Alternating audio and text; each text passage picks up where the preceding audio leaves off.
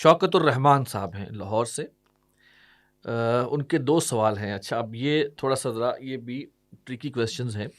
مختصر یہ کہ سوال کے شروع کریں، مختصر یہ کہ قبر یا قبور والی مسجد میں نماز کی ادائیگی کیسی ہے؟ حالانکہ ہم نے یہ کہا ہوا ہے کہ فقہی نوعیت کے سوال نہ کریں، لیکن بہرحال چلیں. بعض مسائل ایسی ہوتی ہیں کہ ان میں کہیں سائڈ پر یا ادھر ادھر قبریں بنی ہوئی ہوتی ہیں. اچھا اب بعض اوقات ایکسپوز ہوتی ہیں، بعض اوقات انہوں نے کوئی نہ کوئی وہ عمارت بنا کے رکھی ہوتی ہے. تو بہرحال ایک سینسٹیوٹی لیول ہے. پوچھنا یہ چاہ رہے ہیں کہ ایسی مسجد میں نماز کی ادائیگی کیسی ہے؟ بسم اللہ الرحمن الرحیم. ظاہری بات آپ نے پہلے بیان فرما دی کہ ظاہری بات ہے یہ وہ ذرا ایک تو حساس مسائل بھی ہیں اور فقہی نوعیت کے بھی ہیں جو کہ ہمارے ڈومین سے باہر ہیں. البتہ کیونکہ اس حوالے سے ہمارے علماء کے فتاوی معروف ہیں اور بہرحال تحریکی زندگی میں اس نوعیت کے مسائل بھی سامنے آتے ہیں، یا کبھی ایسی مسجد میں چلے گا اور نماز پڑھنے ادا کرنا پڑ جائے تو کیا کریں گے.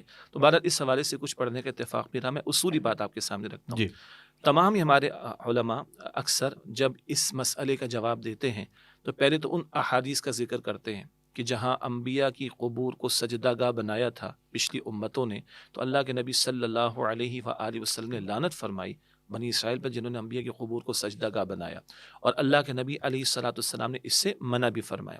اصولی حدیث ہم سب کے علم ہے.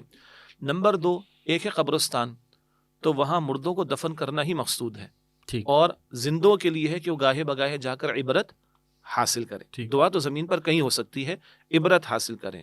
تو ایک خاص قبرستان ہے تو اس کے اندر کوئی مسجد بنانے کی ضرورت بھی نہیں ہوتی. بعض آبادیاں ہوتی ہیں کہ قبرستان ان آبادیوں کے درمیان میں آ گئے اور ان آبادیوں کے لوگوں کے لیے مساجد کی ضرورت ہے، تو عین ممکن ہے کہ قبرستان نہیں، قبرستان کے ساتھ کہیں مسجد بنا دی گئی ہو. اب بالکل وہ ایڈجسٹنٹ تو قبرستان کے ہے. یہ پریکٹیکلی بھی معاملات کچھ علاقوں کے اندر پیش آتے تو پھر ان سوالات کے جوابات دینا پڑتے ہیں. آپ نے ایک اچھا لفظ استعمال کیا کہ ایکسپوزڈ ہوتی ہیں بعض مرتبہ نہیں ہوتی. یعنی بعض مرتبہ ایسے کہ جہاں ہم نماز ادا کر رہے ہیں بالکل سامنے قبریں ہیں، تو سارے ہی علماء منع فرماتے اس بارے میں، اور سب نے متفقن علیہ بات یہ بیان کی ہے کہ حائل ہونی چاہیے، کچھ دیوار ہوگی، کوئی پردہ حائل ہوگا، یعنی اس طرح کا معاملہ کہ وہ قبر آپ کے سامنے ایکسپوزڈ نہ ہو، تو گنجائش ہے وہاں پر نماز ادا کرنے کی. اور ایک ایسی مسجد ہے جو قبرستان سے ہٹ کر ہے، بالکل اس کی باؤنڈری وال ہے، اپنی تمام دیواریں، تو اس میں تو قطعاً کوئی مسئلہ نہیں ہے. مساجد کے اندر قبور کا ہونا تمام حضرات، تمام علماء فرماتے کہ قطعاً اس کی گنجائش نہیں ہے. بعض جگہوں پر ہے کہ دائیں کسی کونے کے اندر ہے، باہر بائیں کسی کونے کے اندر ہے، مسجد کی باؤنڈری کے اندر نہیں، اور وہ نماز ادا کرنے والوں کے سامنے ایکسپوز نہیں ہے، کھلی بھی نہیں ہے، تو وہاں نماز ادا کی جا سکتی ہے.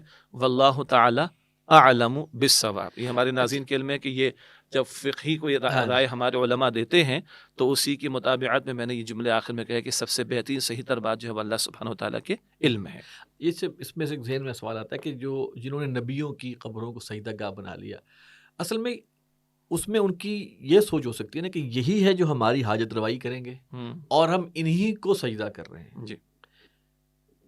جی. اور اب ہم کہیں اور اگر یہ ہے اور ذہن میں یہ چیز نہیں ہے، میں مثال کے طور پہ کیا نماز تو اللہ کے لیے پڑھے لیکن ایک قبر سامنے بنی ہوئی ہے، تو اس میں بھی احتیاط کرنی چاہیے. جی، جو فتاوی کا میں نے ذکر کیا اس میں مکروہ لکھا ہے. اگر یہ انٹینشن نہیں ہے اور ایکسپوز ہے تو وہ تو پکا مکروہ لکھا ہے اس کو انہوں نے، یعنی پسندیدہ بالکل نہیں ہے، اس سے اجتناب کرنا چاہیے. درمیان میں دیوار آ جاتی، درمیان میں کوئی رکاوٹ آ جاتی، قبر ایکسپوز نہیں ہے تو گنجائش ہے. اس میں تھوڑا سا ایک لائٹر سائڈ پہ یہ ہے کہ نماز تو ادا ہو رہی ہے. یہاں تو لوگ سوال ہی نہیں کرتے نا، بے نمازی چلے جا رہے ہیں جی ہاں. اور نماز کے بارے میں سوال ہی نہیں ہو رہا. حالانکہ پہلا سوال قیامت کے دن نماز کے بارے میں کیا جائے گا. تو جو نماز ادا کر رہا ہے اس کو تو اپریشیٹ کریں اور ان سوالات کو ڈسکس کریں گے. لیکن وہی بات ہے کہ جتنا اپریشیٹ کیا جانے والا پورشن اس کو بھی سامنے آنا چاہیے، اور نماز فرض ہے، اس کی معافی نہیں.